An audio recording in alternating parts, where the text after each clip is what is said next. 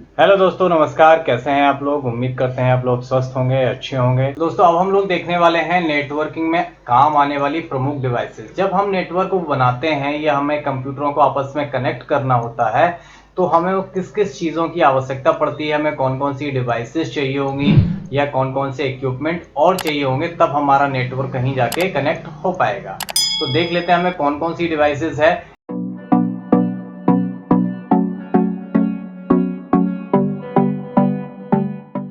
एक नेटवर्क है तो उसमें बहुत सारी डिवाइसेस आपस में कनेक्टेड रहते हैं। वो जैसे हब है, रिपीटर है, स्विच है, राउटर है, मॉडेम है, ब्रिज है।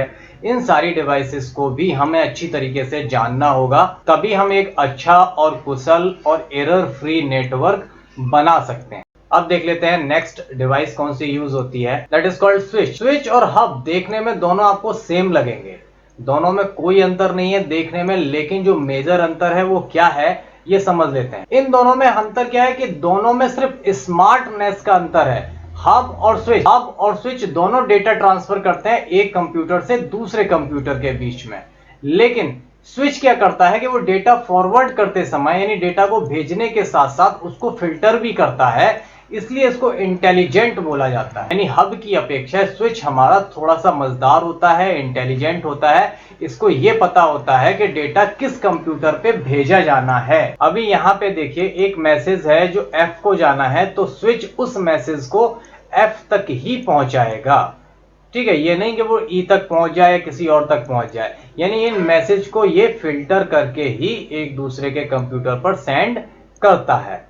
बस यही स्मार्टनेस का अंतर है हब में और स्विच में, अदरवाइज दोनों देखने में सेम होते हैं और काम भी सेम करते हैं। तो दोस्तों, उम्मीद करता हूं आपको कंप्यूटर नेटवर्क अच्छी तरीके से समझ में आ गया होगा।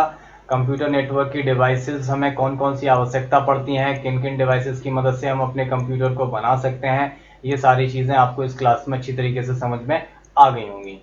अगली क्लास में हम कंप्यूटर नेटवर्क के प्रकार को और बहुत ज़्यादा डिटेल में पढ़ेंगे। कंप्यूटर नेटवर्क कितने प्रकार के होते हैं और उन प्रकारों को अच्छी तरीके से समझेंगे। तो दोस्तों, मिलते हैं अगली क्लास में। तब तक अपना ख्याल रखिए। Take care, good bye, thank you.